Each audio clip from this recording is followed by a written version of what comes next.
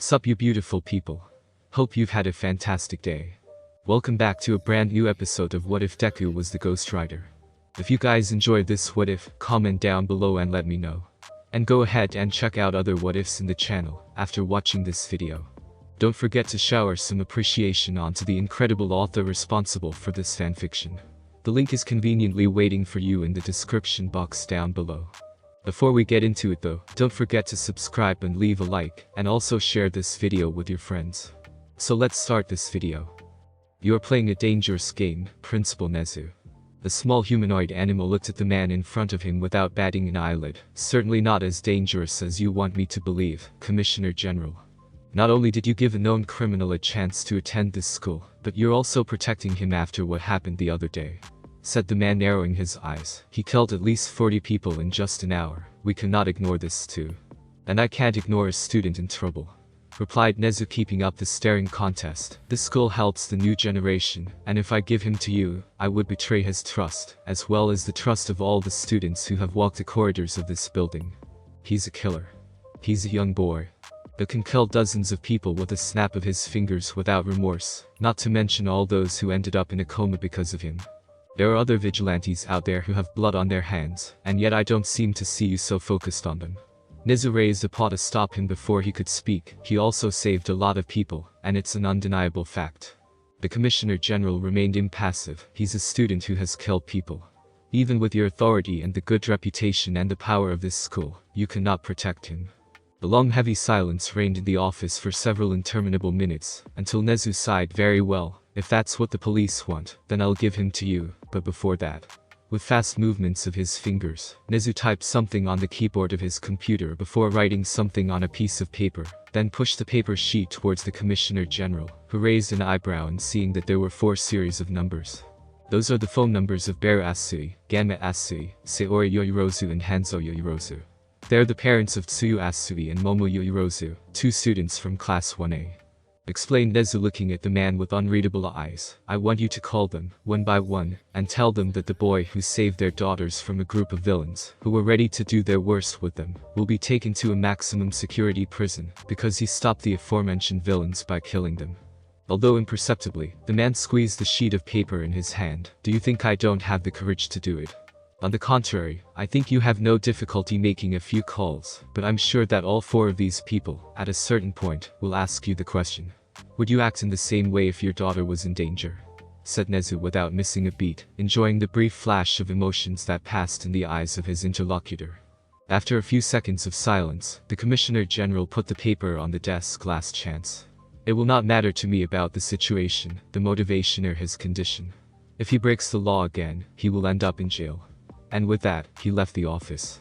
Nezu sighed before leaning against the back of his armchair. Izuku Midoriya. Really a problematic student. He looked at a calendar hung on the wall before smiling. Time to show that the flame of a true hero burns inside you. USJ. Class 1A. Meanwhile. The sports festival. Repeated Mina with her head tilted to the side. Aizawa-sensei, we just had that villain attack. Are you sure about this? Asked Hanta with uncertainty. It's necessary to demonstrate that UA's crisis management protocols are sound. That's the thinking apparently. Explained Shota through the bandages that covered his entire face. Compared to past years, there will be 5 times the police presence. Anyhow, our sports festival is the greatest opportunity you'll get. It's not an event that can be cancelled over a few villains. But there was that villain with the mask who injured All Might, said Toru, looking at their teacher. He too was taken into consideration, which is why many heroes will be summoned to strengthen security, said Shota without any change of emotion in the voice. Our sports festival is one of Japan's biggest events.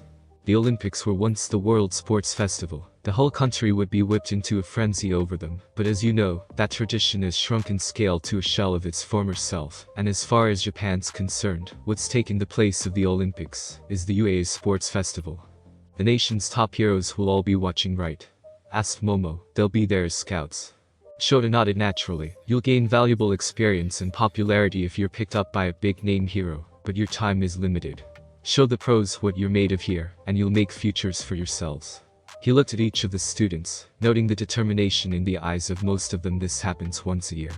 So you've got 3 chances. If you're hoping to become a hero, this is an event you can't miss. UA's hallway's lunch break. You were really motivated a little while ago, Uraraka, said Izuku walking alongside her. And Tenya, it's the first time I see you like that. Oh well. You know. This is an important occasion for us. Aizawa-sensei said that if we want to become heroes this event will be very useful, replied Ichako while scratching the back of her head. Izuku looked at her for a moment before asking, I know it's a sudden question, but I wondered why you want to become a heroine. Is there a particular reason? She seemed embarrassed, looking away, but then answered money. Izuku and Tenya looked at her with surprised eyes. Money. Sorry, I know it seems base. And it's really embarrassing, considering Iida's noble motivations and all. Why? Tenya looked perplexed. There's really nothing wrong with seeking a more comfortable lifestyle. Yeah, a lot of people have become heroes for money. Even Bakugo, as I recall, wanted to be a hero for the money, said Izuku with a shrug. My family runs construction company, but business is bad. We're poorer than poor. My idea was to work with them. With my quirk they could have saved money on the use of vehicles for moving materials, but my father said they would be happier if I had followed my dreams. Ichako looked at them with incredibly determined eyes. So I'm gonna be a hero. I'll make that money so that my mom and dad can have easier lives. Izuku and Tenya looked at her in silence, surprised by her determination, and the bespectacled student also began to applaud while complimenting her, but then suddenly from behind a corner, popped out All Might. Duo. Young Midoriya. Found you, said the hero, before showing a lunch basket. Wanna eat lunch with me? And while Ichako almost choked on her own saliva, Izuku arched an eyebrow. What's this about? Thought Izuku before nodding. I'll see you two later. Enjoy your meal. Tenya and Ichako looked at their friend while he walked away with All Might before heading to the canteen. Soon after, they were in line to get some ramen. Wonder what he wants with Izuku, said Ichako looking at her friend. Apparently Midoriya tried to fight against that masked villain. Maybe it's about that, hypothesized Tenya before adding, maybe All Might wants to talk to him about how he lost control again. Maybe. But it could also be for some help with his training. During the entrance exam, when Izuku destroyed the giant robot he shouted Hell Smash, said Ichako with a smile. Perhaps All Might has taken a liking to him. While they kept talking, neither of them noticed that they were eavesdropped by Shoto a few meters away. UA. Break room. Meanwhile. Only 1 hour. Yes, I did some tests tonight and yesterday, said All Might pouring tea into 2 cups. If I stay in my muscle form without doing anything I can last even more than an hour. But if I fight or use the remains of One for All, I can last up to an hour, as long as I don't decide to exceed my limit. In that case I think I'd barely last 20 minutes. I see. Izuku looked down for a moment. The clash with All for One has caused you a lot of damage. More than expected, but by tomorrow I will be as good as new, except for my quirk. If I hadn't attacked to counter his attacks, I'd have risked to remain with both arms unusable. All Might sipped his tea, but enough of that. I wanted to talk to you about the sports festival. Do you know how it works? Yes, of course.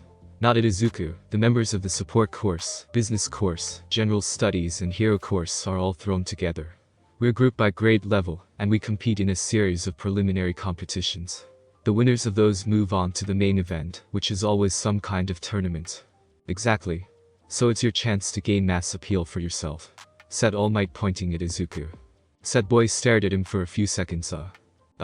He says, shouted All Might, falling back with a jet of blood from his mouth.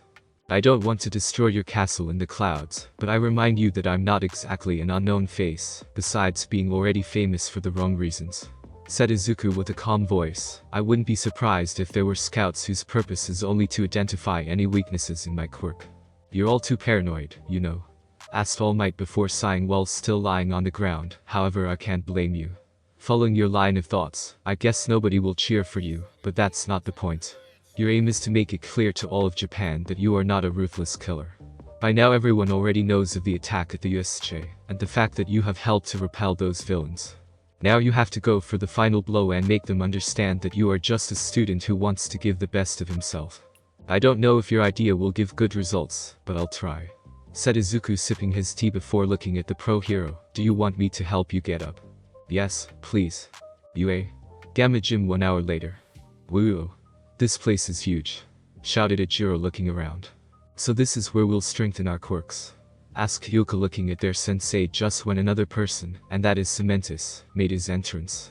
That's correct, nodded Cementus while changing the shape of the ground. This is my personal facility. I can fashion whatever terrain or objects I believe best suit each individual student. As I said, such training is usually reserved for a specific training camp, but after recent events, it is better to be sure that you are ready. Explained Shota before adding, as soon as Cementus has created the platforms, start working. You must be able to understand the limits of your quirks and how you can overcome them. For the next 3 hours, the various students continued to train with their quirks, trying to improve themselves. Well, for some of them it was pure physical exercises, as with Tenya and Mashirao. Others tried to overcome the limits imposed by their quirk, like Achako with her nausea and Denki, with the amount of electricity that he could discharge, before finding himself with a fried brain. However, unlike all of them, Izuku had moved away from the rest of the class to try and master some aspects of his quirk, such as creating chains from his flames, but nevertheless his efforts weren't giving positive results. I can perfectly control my flames, but as soon as I try to convert them into something different, I lose control over them. Thought Izuku, looking at the flaming sphere in his hands with his empty sockets. Hearing someone walking behind him, he turned and saw Momo approach him while she ate some pastries. Yorozu nodded Izuku to greet her. Are you taking a break? Yes, Aizawa-sensei tried to make me eat several desserts while creating more complex or larger objects. Explained Momo before eating another pastry, but my body has reached its limit, and now I can no longer create objects without errors. I thought the limit of your quirk was the presence of fat in your body. Yes, but my body is different. The quirks are a bit like mere muscles, and my quirk affects my whole body particularly, since it's subjected to continuous assimilation of food and fat burning. After a while it can no longer keep up with my quirk, and the objects I create have some flaws. Momo lifted a hand and created what looked like a simple pencil, but once created, the pencil broke in half. A defect that often happens is that objects created with my quirk become more fragile. I see. Izuku looked at the pencil before asking, how do you create those objects? Hypothetically, your quirk and a part of mine work the same way. You use the fat of your body, while I use the flames, but I still cannot convert the flames into objects. Momo seemed to think about it. I don't know if it's the same for you, but I have to know how an object is made to create it. I need to know how every single object is compassed at the molecular level. Izuku stared at her for a couple of seconds. Are you telling me that you know the atomic composition of every single object you create? Well, I don't want to brag, but yes, I had to study a lot, but in the end I learned the whole periodic table of elements by heart, and I always carry my Aoi dictionary with me. You what? Izuku watched with hidden amusement as her cheeks turned slightly pink. Without saying anything, Momo took a book that was stuck at the base of her back, and gave it to Izuku. The boy began to leaf through the book, observing with interest all the chemical formulas, notes and explanations written by Momo, for all the objects listed in that book. After a few minutes, he gave back the book. Color me impressed. I've never seen detailed notes like these. I think you're perhaps the smartest person I've ever met. Thanks. She put the book in its place with her cheeks still pink. You could try using a method that I used as a child. When she saw him tilt the head to the side, she added, when I was learning to use my quirk, I tried to create simple objects by mentally repeating the object's name, while focusing on the chemical formula of that object. With a chain I should always think chain, imagining iron. Izuku looked at his hands before creating a sphere of fire. Closing his eyes, he began to think of a chain, but not being able to imagine the chemical composition, he began to remember every time he had used a chain to fight. The weight, the feeling of having it around the chest of the arm, the movements that he used to hit his opponents, the feeling of the metal between his hands, and the moments when he set the chain on fire to make it a lethal weapon. Next to him, Momo watched Izuku in silence, and a small smile formed on her lips, as soon as she saw the flame swirl slowly, as a chain began to be created from the palm of his right hand, one ring at a time. She still couldn't know if he had used her own method, but to see that her advice had given good results, filled her chest with pride. However, a few seconds later, the flames began to disperse, and the chain fell to the ground. Sorry, I lost concentration. His voice was hoarse and not human at all, but Momo seemed to notice a note of unease. Are you okay? Did something happen while you were creating the chain? I can't use your own trick. So I started thinking about all the times I used a chain to fight. Explained Izuku, picking up the chain from the ground. Momo seemed to understand almost immediately. From what little she knew of his past, he had become famous, as well as for his appearance, because of his motorcycle and his weapon, a chain, and since his enemies ended up in a coma or were found dead, if they were found, it was clear that he had caused much pain and death with that chain. Sorry. I shouldn't have suggested that method. Izuku waved at her. Not your fault. It's me who decided to rethink those things. At least I managed to create something, and it is only your merit. After a couple of seconds, he added, if you want, maybe, I can help you with your training. Momo looked at him with interest. How so? In response, Izuku created a sphere of fire in his right hand, and, even though he had no lips or facial muscles, Momo had the impression that he was grinning. And she couldn't tell if it was a good or bad thing. UA. Class 1 after school. Izuku he was just putting some things in his school bag. After training at the Gamma Gym, they had returned to the classroom to put away their costumes, before hearing some information from their teacher. Luckily Shota was a man who went immediately to the point, and therefore they had finished quickly, and the bell had just been trilled. What's going on? Looking towards the entrance to the classroom, Izuku saw that the corridor was full of students intent on staring inside. The closest to the door were Chako, Tenya and Minoru, but the wall of people prevented them from leaving the classroom. No way out. What are they here for? Asked Mineta looking with confusion at the students. Scoping out the competition, duh. Now get out my way, small fly. Said Katsuki with a low growl walking toward the door. We're the kids who survived a villain attack. Makes sense they'd want to look before the sports festival. Izuku could feel that he hadn't finished yet, and in fact a few seconds later Katsuki added, no point, though. Move aside, cannon fodder. Tenya Karate chopped the air. Can we please not resort to calling those don't even know cannon fodder? It's true. We came to get a look, but you sure are modest. Said a male voice behind the first row of students, and Izuku, who had walked toward the door, could see a boy with disheveled purple hair making his way through the crowd. Are all the kids in the hero course like this one? Ha! A vein began to throb on Katsuki's forehead as Tenya and Ichako tried to warn the newcomer, by shaking their heads and hands to tell him not to provoke their classmate further. The purple-haired student, who was slightly taller than Izuku, had a bored expression on his face. Gotta say, I'm a little disillusioned if this is what you're offering. Those of us who didn't make it to the hero course are stuck in general studies and the other tracks. There are quite a few of us. Did you know that? Why should I care? Asked Katsuki with a glare. Simple. Depending on the results of this sports festival, they might consider transferring us to the hero course. I understand the reverse is also possible for you. Izuku could see the shiver running down Minoru's back, scoping out the competition. For a general studies kid like me, this'll be the perfect chance to knock you off your pedestals. Consider this a declaration of war. Well, this one knows how to throw a challenge, thought Izuku before hearing someone shouting behind the wall of students. Hey, I'm Tetsu from class 1B, next door. A boy with gray hair and strange white markings around his eyes managed to get to the front row. Heard you guys fought some villains. Wanted to find out more, but all I'm seeing is this arrogant bastard. You better not make fools of the hero course of this thing. Katsuki stared at him unblinking, putting most of his classmates on the edge. And where's Flaming Centaur? I want to meet him. Izuku sighed. There was no reason to keep it hidden, since in 2 weeks all of Japan would have seen his face. He walked toward the exit, passing by Katsuki, and the gray-haired student looked up at him. Are you Flaming Centaur? Yes. Most of the students looked at him with shocked eyes. He had said it without even hesitating. Good. I want to fight against you like a real man. And wait. Where the hell are you going? Tetsu had realized only a few seconds later that Izuku was leaving, with the crowd opening to let him pass. You're ignoring me. I'm throwing a challenge, you know. Izuku stopped for a moment, looking at him and the purple-haired boy. I don't care. You. Tetsu clenched his fists before starting to shake so straightforward and manly. Now I can't really lose against you. Izuku's sweat dropped at that, but then, a new voice was heard in the air, and for some reason, Izuku found himself detesting the blonde who was laughing not far from him. Acting so confident and sure of yourself. You really are one from 1A. The blonde guy looked at him with a mocking smile. I'm Nido Monoma, and you cannot even imagine the joy that I will feel when our class will be recognized as the strongest in this school, even surpassing the snobs like you. A tense silence filled the corridor, as all the students watched Izuku waiting for an answer. Izuku stared at the blonde in front of him for a few seconds, okay. And then walked away, leaving behind a frozen Nido who stared in front of him with the smile still on his face. The poor boy didn't expect such an answer. Shortly thereafter the various students began to disperse. Once they left the class, Ichako and others couldn't help but sigh.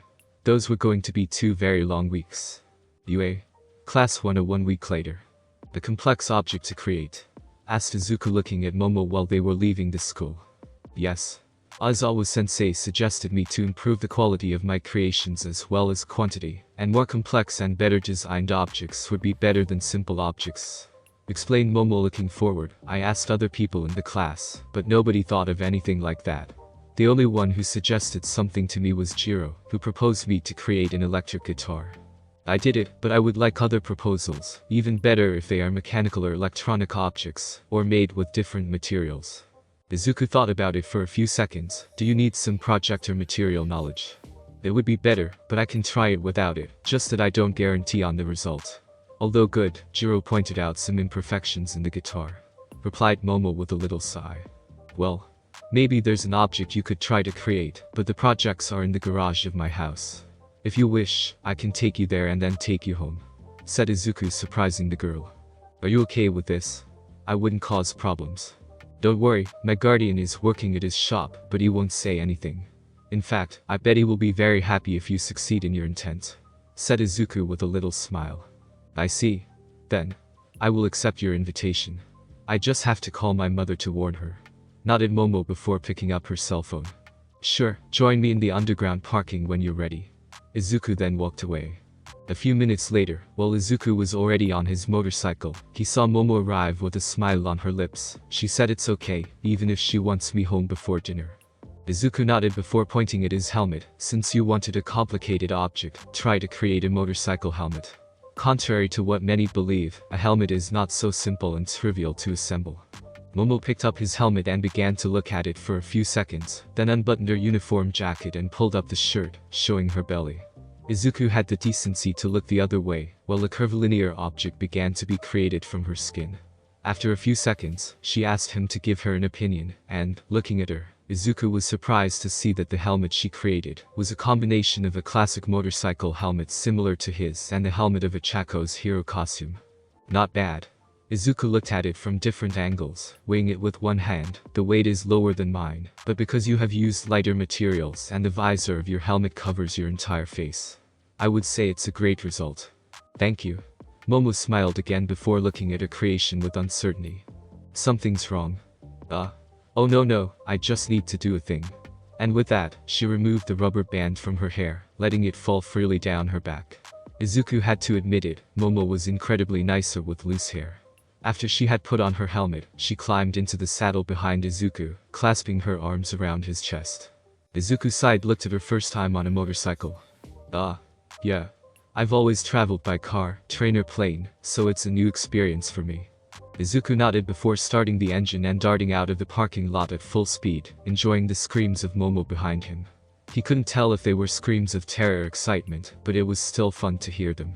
The trip lasted relatively little, but in the end Izuku arrived in front of the huge gate of his garage, which was big enough to hold 2 cars. Pulling out a small remote control from his jacket, he opened the gate and entered with his bike, parking it on the right while on the left, there was already another much older bike. How was it? Asked Izuku looking at Momo, who was slightly trembling on her legs. It was exciting. But did you have to go so fast? Izuku chuckled a bit. If I don't go fast, there is no pleasure in riding a motorcycle. After placing the helmet on a nearby cabinet, he pointed to the other bike. That's an all-original 1957 Harley-Davidson Sportster. It's the personal motorcycle of Johnny, the man who takes care of me. When I was young and I was starting to develop my quirk, I discovered I could melt things, and the muffler of that bike was the first victim of my quirk. Johnny spent years looking for a spare muffler, but he never found one in good condition. On the wall you can see some projects. Looking in that direction, Momo saw several sheets hanging on the wall, and was stunned to see all the details and information written on them. Weight, dimensions, necessary materials, and much more. All of this just for a muffler? Asked Momo looking back at Izuku, who nodded with a smile. The bikes are his passion and he taught me everything I know. If there were an award for those who know more about motorbikes, he would win it for sure. Explained Izuku before gesturing again toward the projects. As you can see, there are several materials used to make a muffler. Sheet iron, steel, stainless steel, titanium, carbon fiber, aluminum and inconel. I think it's a fairly complex object, and there are projects to help you.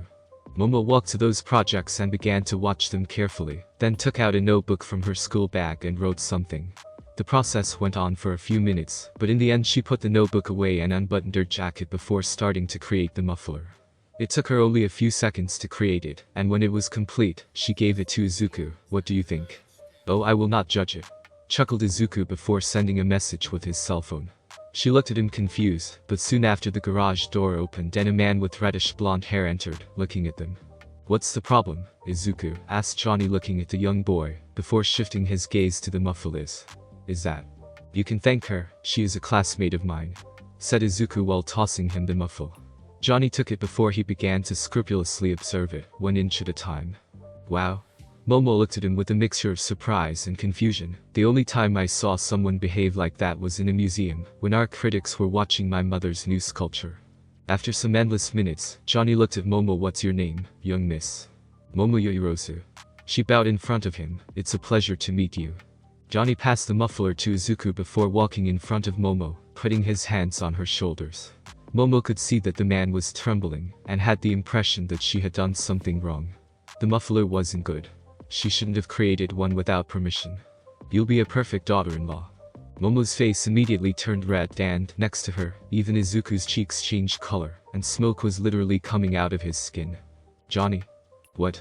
The man looked at Izuku with a happy face. Today, not only did you bring home a beautiful girl, but she also created a perfect muffler for my bike. This day could not be better. He took the muffler back from Izuku and left the garage, but not before winking at the younger boy. Make sure things do not get too hot. I'm not ready to be a grandfather. He had to quickly close the door before being hit by a ball of fire that left a black mark on the wooden surface. An awkward silence had fallen into the garage, and neither Izuku nor Momo had the courage to look at each other. Sorry about him. Not a problem. He seems very lively, said Momo, trying to think about something else. She could very well see that, apart from their love of motorcycles, Izuku and Johnny had nothing in common. Since she had known Izuku, Momo had never heard of his parents, and even before, he had referred to Johnny as the one who takes care of him. So it was obvious that Izuku no longer had his parents, or perhaps he had never had them, but it wasn't the right time to ask him something so personal, and that's why she tried to change topic. Have you made progress with the creation of chains? Oh? Yeah. Now I can create chains long enough to fight, but it still takes time and concentration. I can't create one on the spot without thinking, explained Izuku, but I guess that in time I will reach your level. Momo nodded, happy to know that he was striving to improve. I am sure that you will succeed. I would also like to thank you for helping me today. Even if a helmet and a muffler will not help me a lot in combat, they have been excellent items for training. Izuku smiled back. You're welcome. Do you need help with something else? Well, actually, there's one thing you can help me with, and it's about what you showed me a week ago. I think you can help me because you are very resistant. Oh? What is it? It's about something I'm trying to create from scratch, but before that. She looked at him with a mixture of nervousness and insecurity on her face. Can I set you on fire?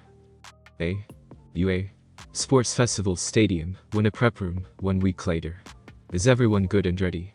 The event's about to begin, shouted Tenyu while the rest of his classmates were trying to stay calm. The great moment had arrived after all. For 2 weeks each of them had trained beyond their limits, and now it was time to show the results of their efforts. Wish I could use my costume. Grown Min is sitting with some of her friends. They're not allowed, in the interest of fairness, said Master out of sight. After all, only those in the hero course have a real costume.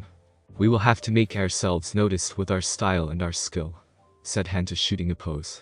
Yeah. There are a lot of pro heroes out there. Not at Ijiro, we must impress them. Not far away, Izuku was sitting while reading something on his cell phone when someone approached him. Midoriya. Looking up, Izuku was surprised to see the person with whom he had talked less from the start of the school, Todoroki. What is it? Shoto stared at him in silence for a few seconds before speaking. Honestly speaking, I cannot say if I am stronger than you. However, I am more capable.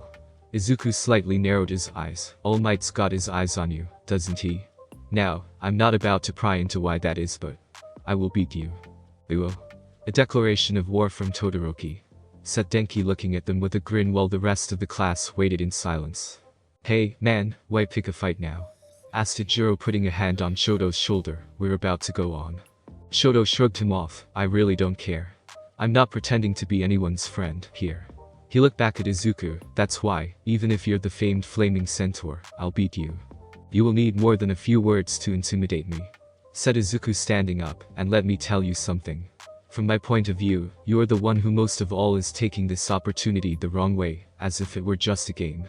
Now, the two of them were glaring at each other, and just when some of the others were approaching to stop a possible fight, the sound of a bell echoed in their room. It's time to go. Let's move, we cannot be late and make a bad impression, shouted Tenyu, pointing with both hands toward the exit door. Izuku and Shoto stared at each other for a couple of seconds before walking outside with the rest of the class. From the end of the corridor they could hear the screams of the spectators, along with the deafening voice of President Mick. It's UA's sports festival. The one time each year when our fledgling heroes compete in a ruthless grand battle. President Mick raised his hands, before pointing at one of the entrances first up. You know who I'm talking about. The miraculous rising stars who brushed off a villain attack with their steely willpower. The first years of the hero course. He took a deep breath, and when the students started going out, he shouted even louder, it's Class 1A. Wait, what a crowd, said Mina in awe, looking around. And we're expected to put on the best performance we can in front of so many spectators, added Tenyu, catching her attention. I suppose this is merely one more necessary skill if we hope to become heroes. Meanwhile, all the other classes of the first year began to go out one after the other, and all the students, who had to be 220, approached the stage set up in the middle of the stadium, where there was a woman with long dark hair armed with a whip. Now for the athlete's oath, said Midnight, lashing the air with his whip. Your student representative is from Class 1A, Izuku Midoriya. Izuku seemed surprised at having been chosen, but then thought that they had decided so based on the results in the entrance exam. He walked slowly on the stage, going to the microphone prepared by Midnight. I might as well use this opportunity to take a weight off my shoulders. The athlete's oath. His body was immediately devoured by the flames, shocking the whole crowd. Good luck to everyone, but if we ever fight one against the other, I hope you'll put up a good fight. A surreal silence followed his words as Izuku returned to his spot and changed into his human form again. Some of the other students were watching him with eyes full of fear, but everyone in his class, as well as those in Class 1B, didn't seem too shocked by his words, and the same could be said for that purple-haired boy who stared at him with bored and vaguely surprised eyes. Those were really warm words. I'm feeling so hot after hearing them. No one seemed to hear her puns now. Without any delay, let's get the first event started. A screen lit up behind her. These are the qualifiers. It's in this stage that so many are sent home crying every year. And the fateful first event this year is. She snapped her fingers, and 3 words were shown on the screen: obstacle course race. A race between every member of all 11 classes. The course is a 4 kilometers lap around the stadium itself.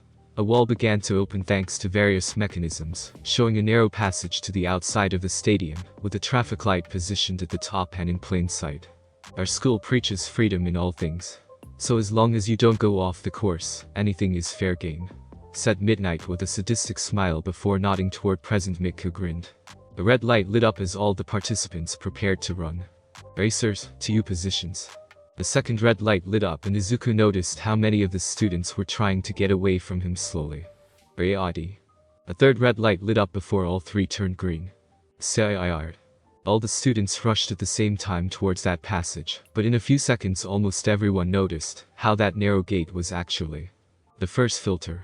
Already in the first position, Shoto didn't waste any time, and immediately began to use his quirk, freezing the ground behind him, succeeding in blocking at least 30 participants who remained with their feet stuck in the ice. However, after a few moments, someone shouted, "Too easy, Todoroki."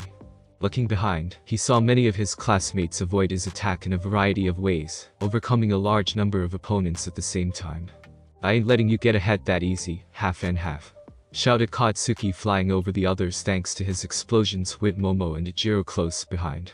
I expected it from our class, but more made it past than I thought would, noted Shoto, still running ahead of everyone.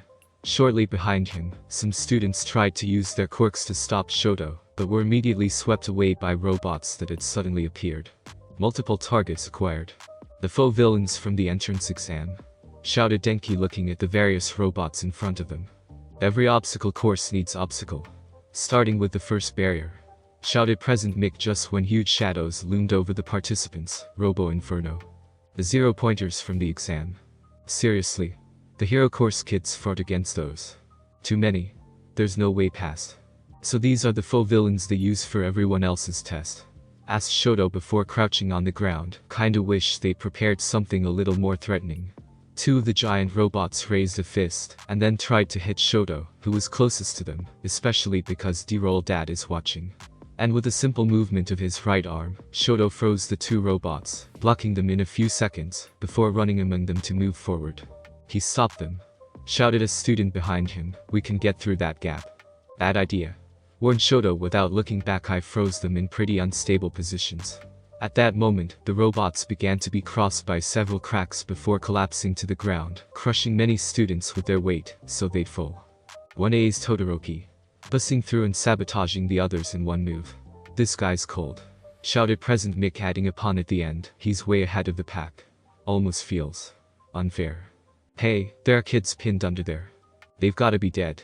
I didn't know we could be killed during this thing." In a few moments, from under the robot's remains, Ichiro and Tetsu punched their way out, and they had managed not to suffer damage thanks to their quirks, which were very similar to each other, almost identical. Around them, most of the students began to ally with each other to advance, while others preferred to avoid any kind of confrontation, using their quirks to move beyond the robots without fighting them. Not far away, Izuku, who had once again turned into a flaming skeleton, had just destroyed two smaller robots with physical strength alone. A sudden explosion caught his attention, and he saw one of the zero-pointers fall backwards after being hit on the head by a cannonball, courtesy of Momo, who had just created the artillery weapon. "It seems that several students of my class are progressing without problems," thought Izuku, looking around. From what he could see, only the weaker ones like Koji, Minoru and Toru had stayed with the bulk of the students. Todoroki has probably already arrived at the second obstacle. Izuku destroyed a three-pointer with a well-placed ball of fire. "If I want to reach him, I could use a method similar to Bakugo, but I don't have the same mastery of the air movement as him, so I would only risk wasting time." He grabbed a one-pointer's head, ignoring the fist that came to his head. "If I really want to get there first, I need a vehicle."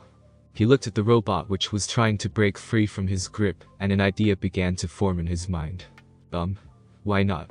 Without wasting any more time, Izuku grabbed the robot's head with both hands, and let his flames cover it entirely. Under his pleased gaze, he saw the robot's body grow darker as it began to transform. The sphere that the robot used to move narrowed into a huge spiked wheel wrapped in flames, while its body began to lengthen to form a sort of saddle, with its head that moved in front of the saddle, with two handlebars that came straight out of the robot's head, now more similar to the demonic skull of a goat, with fire coming out of its sockets. Finally, the two arms of the robot lowered to the height of the wheel with the hands pointing upwards. Satisfied with the result, Izuku jumped into the saddle and put his feet on the hands of the robot, which hooked around the base of his boots, so as not to make him fall, while he grabbed the handlebars.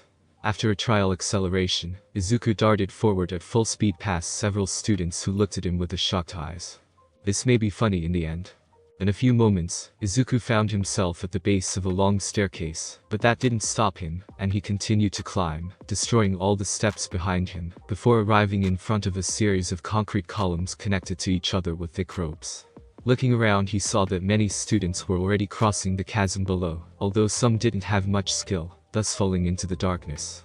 It seems that our fiery runner has found a means of transport, but now he's also facing the second obstacle, the fall. Will he be able to overcome it? Not a problem. Without hesitation, Izuku accelerated again, driving toward the chasm and, much to everyone's surprise, he completely missed the rope in front of him, darting through the air. Their surprise grew again when his wheel touched one of the concrete columns, but instead of falling down, he managed to drive upward, as if there were no gravity. With a final leap, he landed on the second column, looking for a moment behind him. "Luckily, I managed to learn how to drive on vertical surfaces. I still don't understand how it is possible, but I will certainly not stop here to answer those questions." And with that, he darted back into the air, aiming for a third column. It seems that even this kind of obstacle cannot stop him. After a short pause, President Mick added, "Meanwhile, the leaders of the pack move on undaunted." Reaching a new column, Izuku saw that Katsuki had reached Shoto, and was now close to surpassing him. Continuing with his method, he managed to get to the other side of the chasm in a short time when explosions were heard ahead of him. Having now solid earth under the wheel, Izuku managed to gain a lot of ground on the students in front of him, overcoming a large number in a few seconds, thus managing to catch the third place right at the beginning of the third obstacle, a minefield. Midoriya. Looking back, Izuku saw that the student right behind him was Tenya. I won't lose against you in a speed contest. Izuku looked forward again, noting how Katsuki was flying through the air with his explosions to surpass Shoto, while Present Mick was explaining aloud the characteristics of those mines. If you really want to do a speed race, Izuku created 2 large fireballs in his hands. You must first prepare the route. And with that, he threw the 2 spheres of fire, aiming directly at Katsuki and Shoto, who were forced to throw aside to avoid the attacks, but were still thrown to the ground due to all the explosions caused by the fireballs that had destroyed the mines below. Just as Izuku was ready to accelerate to reach the finish line, Tenya managed to get to his side. Using that move now could cost me a lot, but I cannot let him win without even trying, thought Tenya as blue flames began to come out of its engines. Recipro burst. In an explosion of speed, Tenya dashed forward with Izuku, who was particularly surprised to see him go so fast. The 2 of them crossed the entire field in a few moments, while Shoto and Katsuki were still getting up, but Shoto saw them coming, and managed to create a huge wall of ice in front of them to stop their advance. However, his plan failed because Izuku rammed the wall with his vehicle, destroying it without slowing down. Shoto could only look with surprised eyes as Izuku entered the tunnel for the stadium with Tenya at his side. You're really fast. Tenya looked at his side, where Izuku was waving at him, but not enough. Before accelerating even more, managing to distance Tenya. Now I can understand why you never told me about when you lost to him, brother. Thought Tenya while still running at the best of its ability. He's just too fast. After having destroyed half of the minefield, and having reached the first position, the one who made it back to the stadium first is Present Mick shouted before pointing at the tunnel entrance, just when a flaming motorbike darted out of it, none other than Izuku Midoriya. And, much to Izuku's surprise, the crowd exploded into screams and applauses for him, while the other runners arrived one after the other. They're cheering for me, thought Izuku looking around before spotting All Might, who was grinning at him. After this he will never leave me alone again.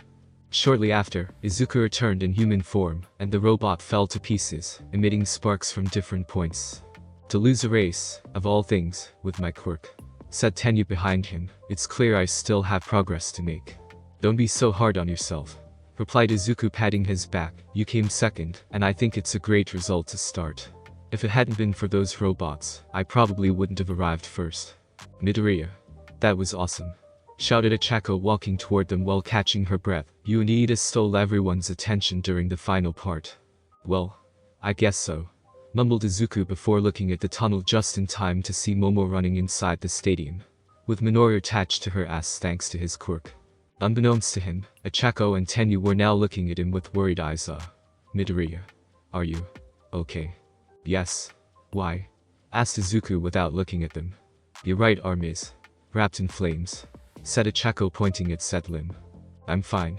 I was just thinking of doing something to someone, replied Izuku with narrowed eyes, and both his friends took a step away from him, but luckily, before anything could happen, Midnight's voice was heard in the air. So it's finally over. Let's check the results. And as she said it, the various names, positions and photos of the participants began to appear on the various screens of the stadium. The top 42 from this qualifying round will move on. But for those who placed lower, don't worry. We've got another way for you to show your stuff. The students who had not appeared on the screen sighed down before they left, leaving those who had qualified near the stage. It seems that all our classmates have managed to qualify, and the same could be said for those in Class 1B. Noted Tenya looking around. The other 2 who managed to pass are that purple-haired, from the general studies, boy, and that pink-haired girl, from the support course. And now the main selection really begins. The press corporation is going to be jumping out of their seats, so give it all you've got, shouted Midnight as the monitor behind her became completely white now, for the second event. She snapped her fingers, and 2 words appeared on the screens in the stadium: cavalry battle. The various students looked at each other, wondering what a test of that kind would entail. Participants will, on their own, form teams of 2 to 4 members each, and get into a horse and rider formation.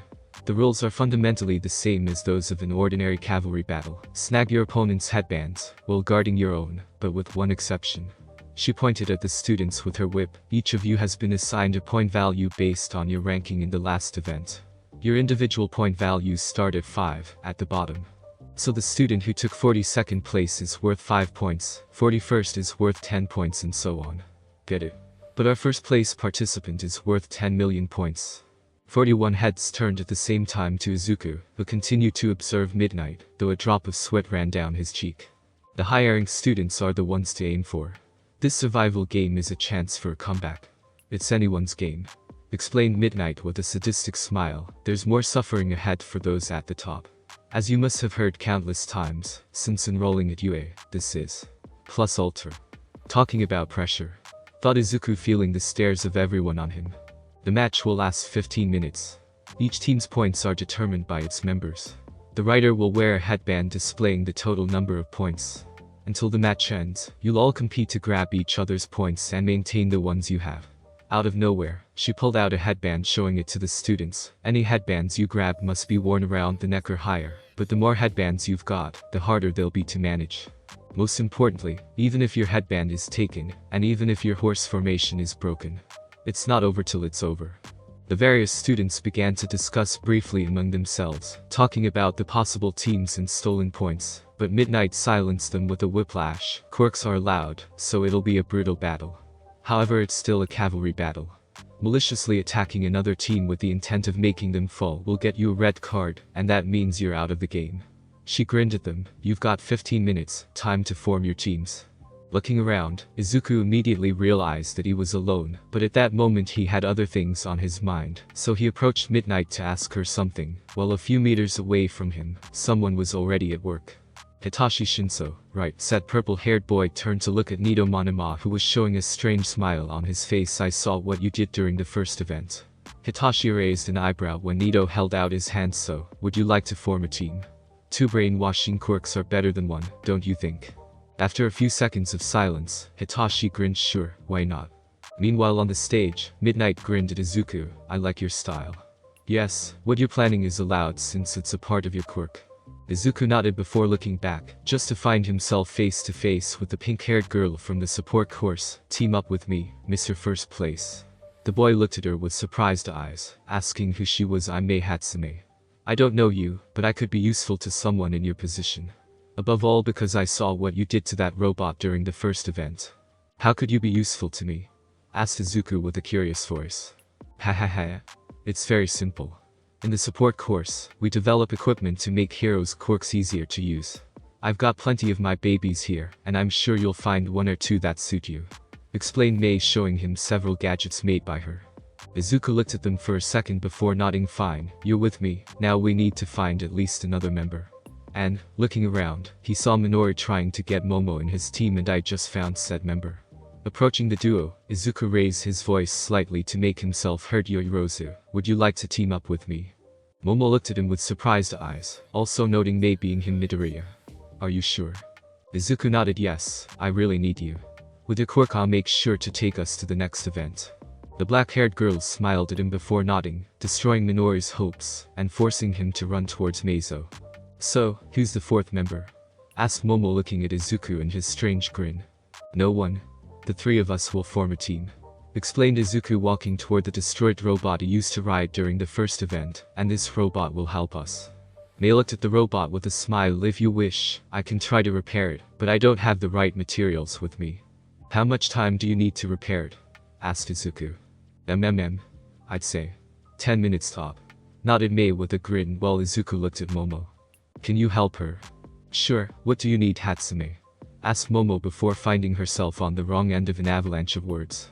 After a few seconds of listening to their teammate, Momo created all the necessary materials, adding some things requested by Izuku to improve the robot, and Mei immediately began to work.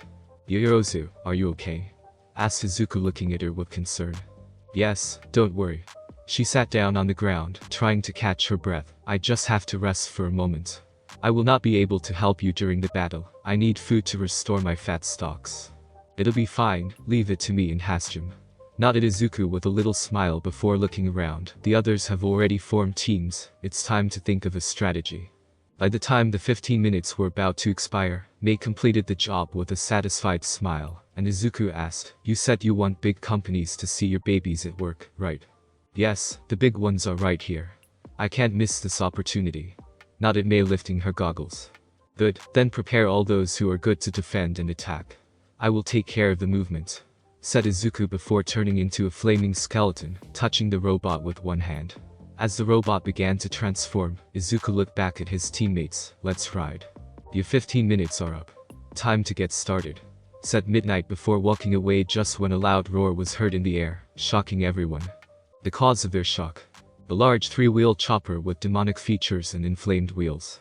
The head of the chopper was similar to the skull of a bull, with flames leaking from the orbits, and 6 large mufflers that, coming out from behind the saddle, pointed towards the sky, spewing smoke and flames.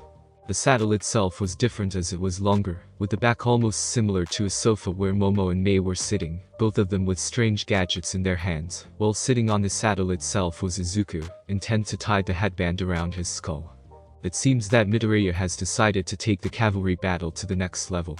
Shouted Present Mick, "Let's get a battle cry. Here comes the starting signal. Blood begets blood in the UA Grand Match. Are you ready?" "Yes." "Haha.